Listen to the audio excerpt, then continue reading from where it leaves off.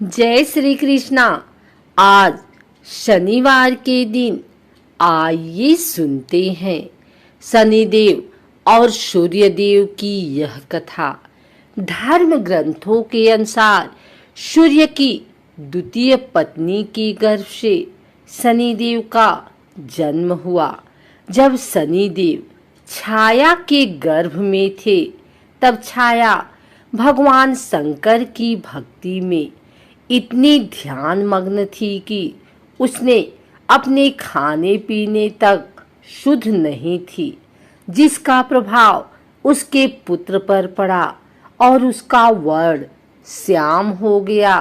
शनि की श्याम वर्ण को देखकर सूर्य ने अपनी पत्नी छाया पर आरोप लगाया कि शनि मेरा पुत्र नहीं है। तभी से शनि अपने पिता से शत्रु भाव रखते हैं। शनिदेव ने अपनी साधना तपस्या द्वारा शिव जी को प्रसन्न कर अपने पिता सूर्य की भांति शक्ति प्राप्त की और शिव जी ने शनिदेव को वरदान मांगने को कहा। तब शनिदेव ने प्रार्थना की कि युगों युगों में मेरी माता छाया की पराजय होती रही है। मेरे पिता सूर्य द्वारा अनेक बार अपमानित व प्रताड़ित किया गया है। अतः माता की इच्छा है कि मेरा पुत्र अपने पिता से मेरे अपमान का बदला ले और उनसे भी ज्यादा शक्तिशाली बने। तब भगवान शंकर ने वरदान देते हुए कहा कि 9 ग्रहों में तुम्हारा सर्वश्रेष्ठ स्थान होगा। मानव तो क्या, देवता भी तुम्हारे नाम से भयभीत रहेंगे। शनि के संबंध में हमें पुराणों में अनेक आख्यान मिलते हैं। माता के छल के कारण पिता ने उन्हें श्राप दिया। पिता अर्थात सूर्य ने कहा, आप क्रूरतापूर्ण दृष्टि देखने वाले मंदगामी ग्रह हो जाएं। यह भी आख्यान मिलता है कि शनि के प्रकोप से ही अपने राज्य को घोर दुर्भिक्ष से बचाने के लिए राजा दशरथ उनसे मुकाबला करने पहुंचे तो उनका पुरुषार्थ देखकर शनि ने उनसे वरदान मांगने के लिए कहा। राजा दशरथ ने विधिवत स्तुति कर उन्हें प्रसन्न किया। पद्म पुराण में इस प्रसंग का सविस्तार वर्णन है। ब्रह्मवैवर्त पुराण में शनि ने जगतजननी पार्वती को बताया है कि मैं 100 जन्मों तक जातक की करनी का फल भुगतान करता हूँ। एक बार जब विष्णु प्रिया लक्ष्मी ने शनि से पूछा कि तुम क्यों जातकों को धन हानि करते हो, क्यों सभी तुम्हारे प्रभाव से प्रताड़ित रहते हैं, तो शनि महाराज ने उत्तर दिया, मातेश्वरी, उसमें मेरा कोई दोष नहीं है। परमपिता परमात्मा ने मुझे तीनों लोकों का न्यायाधीश नियुक्त किया हुआ है, इसलिए जो भी तीनों लोकों के अंदर अन्याय करता है उसे दंड देना मेरा काम है। एक आख्यान और मिलता है कि किस प्रकार से ऋषि अगस्त्य ने जब शनि देव से प्रार्थना की थी तो उन्होंने राक्षसों से उनको मुक्ति दिलवाई थी।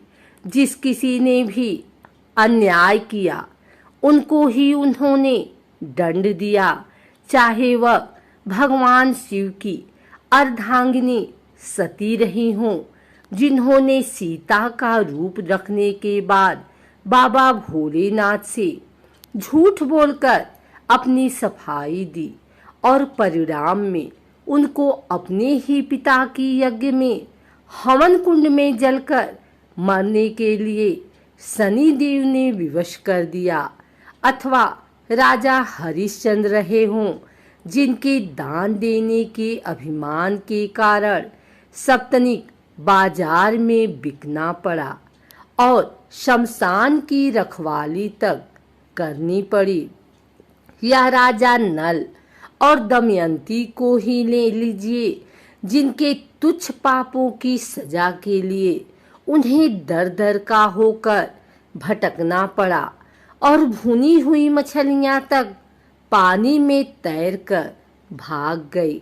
फिर साधारण मनुष्य के द्वारा जो भी मनसा वाचा कर्मणा पाप कर दिया जाता है, वह चाहे जाने में किया जाए या अनजाने में, उसे भुगतना तो पड़ेगा ही। एक और कथा के अनुसार रामायण काल में एक समय शनि को अपने बल और पराक्रम पर घमंड हो गया था।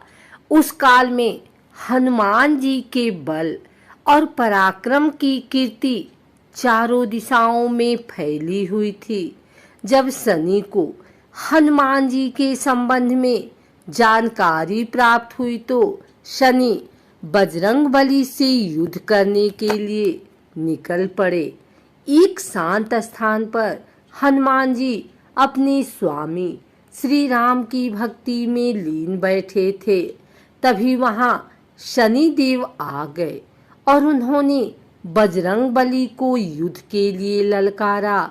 युद्ध की ललकार सुनकर हनुमान जी शनि देव को समझाने का प्रयास किए, लेकिन शनि देव नहीं माने और युद्ध के लिए आमंत्रित करने लगे। अंत में हनुमान जी भी युद्ध के लिए तैयार हो गए। दोनों के बीच घमासान युद्ध हुआ। हनुमान जी ने शनि को बुरी तरह परास्त कर दिया। युद्ध में हनुमान जी द्वारा किए गए प्रहारों से शनि देव के पूरे शरीर में भयंकर पीड़ा हो रही थी। इस पीड़ा को दूर करने के लिए हनुमान जी ने शनि देव को तेल दिया। इस तेल को लगाते ही शनि देव की समस्त पीड़ा दूर हो गई।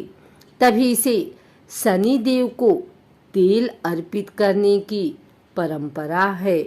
उनके जीवन की समस्त परेशानियां दूर हो जाती है और धन अभाव खत्म हो जाता है। जबकि एक अन्य कथा के अनुसार जब भगवान की सेना ने सागर सेतु बांध लिया, तब राक्षस इसे हानि न पहुंचा सके, उसके लिए पवन सुत हनुमान को उसकी देखभाल की जिम्मेदारी सौंपी गई। जब हनुमान जी शाम के समय अपने इष्ट देव राम के ध्यान में मग्न थे, तभी सूर्यपुत्र शनि ने अपना काला कुरूप चेहरा बनाकर क्रोधपूर्ण कहा, हे बानर, मैं देवताओं में शक्तिशाली शनि हूँ। सुना है तुम बहुत बलशाली हो।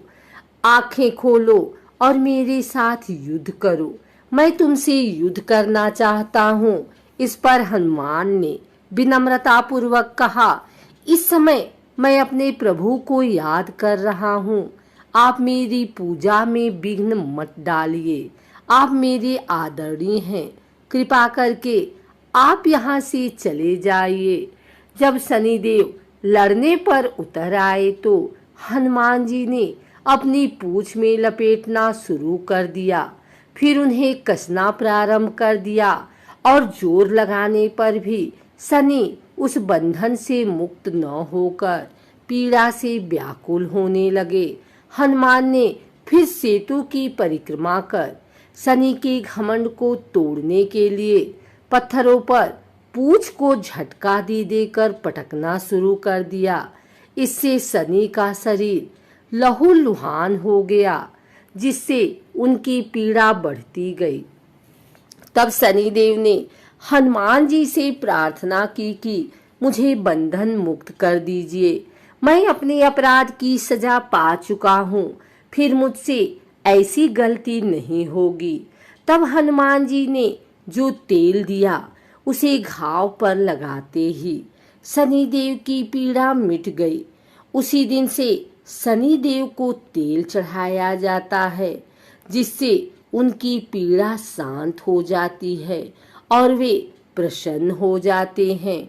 हनुमान जी की कृपा से शनि की पीड़ा शांत हुई थी।